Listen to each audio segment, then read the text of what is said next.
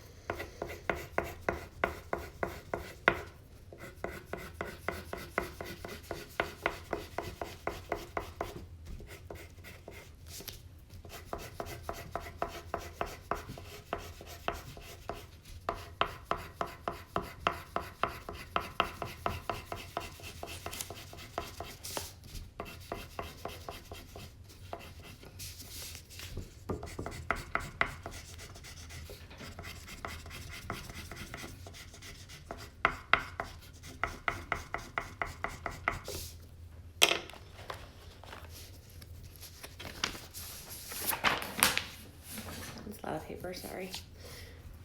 I can.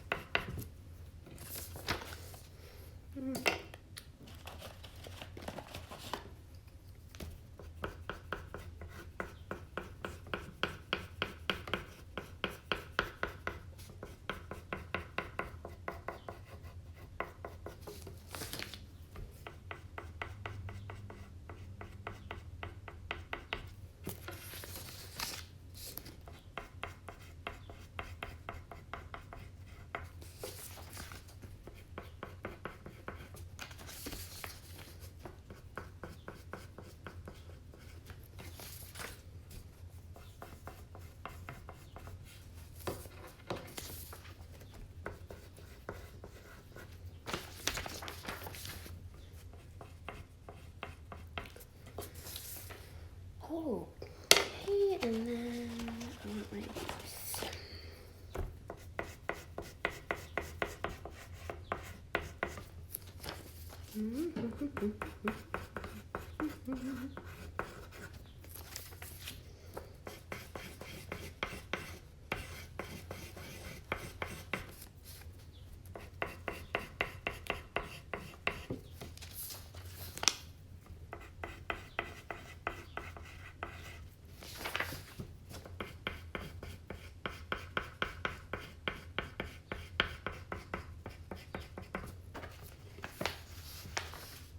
Okay.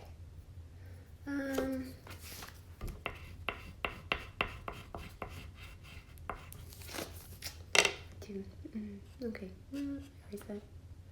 Where is that purple?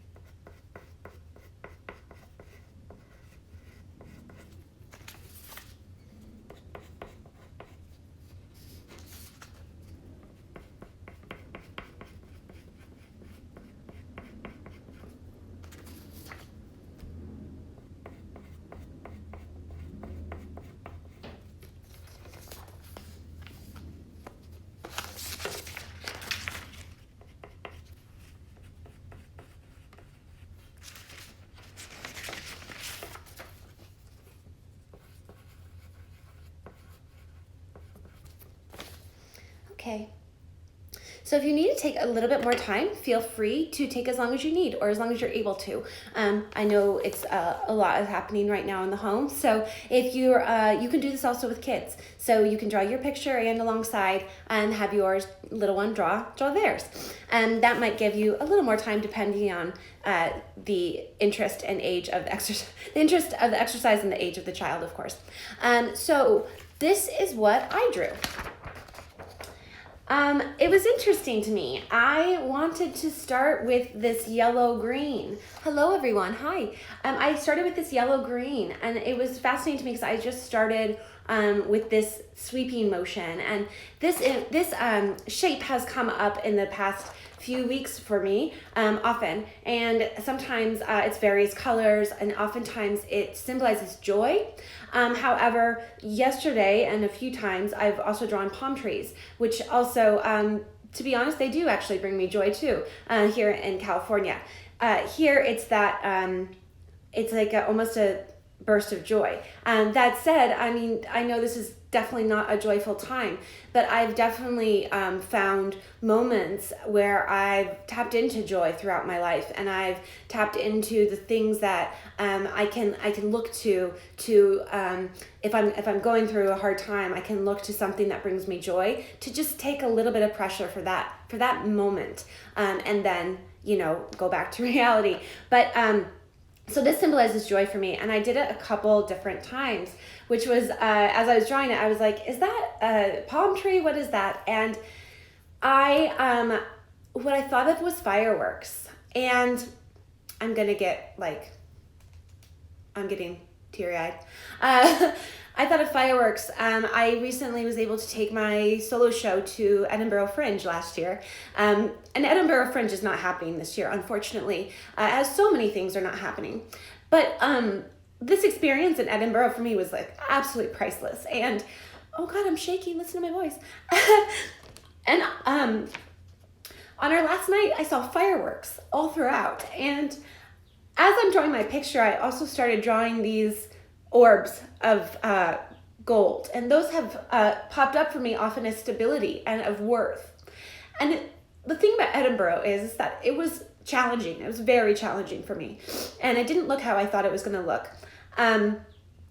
But I found so much value in being there, and the more that I look back on it, I am able to, of course, have my anger, and of course have, the moments that didn't go as planned. And throughout my life, I have so many moments of things not looking how I wanted them to look and looking how I thought they should go. Or I've had so many moments, as we all have had. We've all had those moments and those relationships that have seemed extremely unfair. And of course, this time is doubled and compounding that, of course.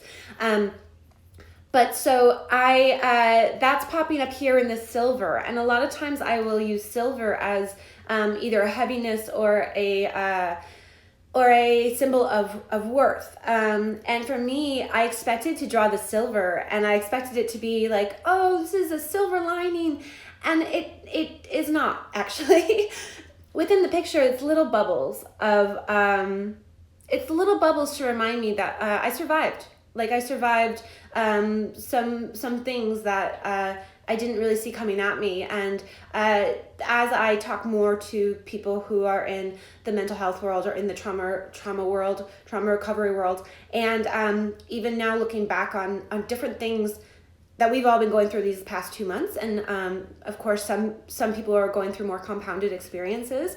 So I definitely don't want to take away from that. But the fact is that if you're sitting here with me or you're watching this video, you're still alive, and you're still alive. So I think that there is power in the surviving of things that we go through.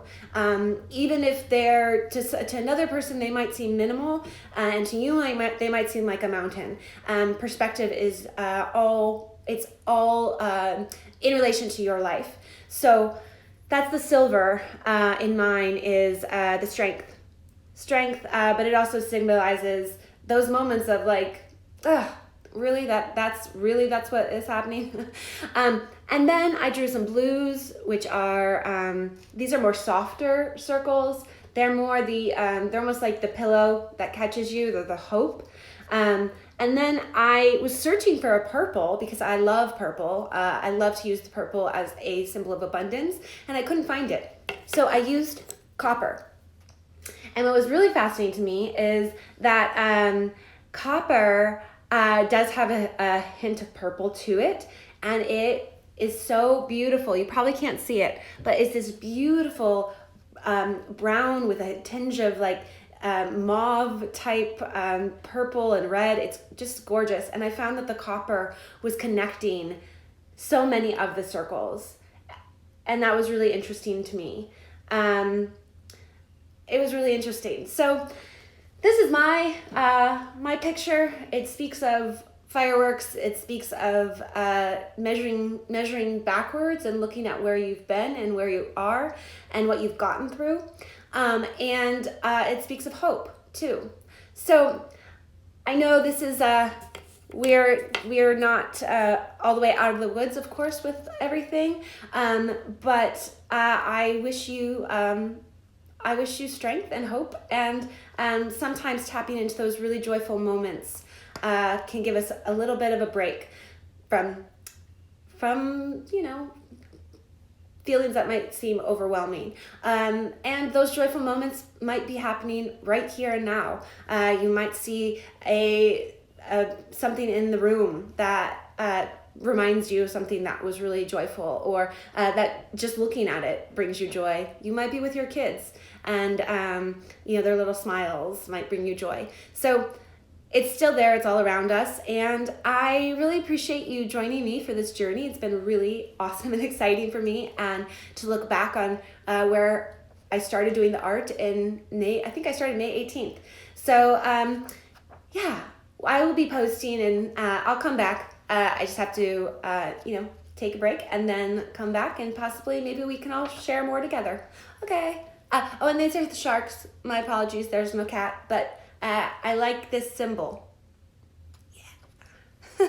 Okay. See you all again. Take care of yourselves. Bye-bye. Bye-bye.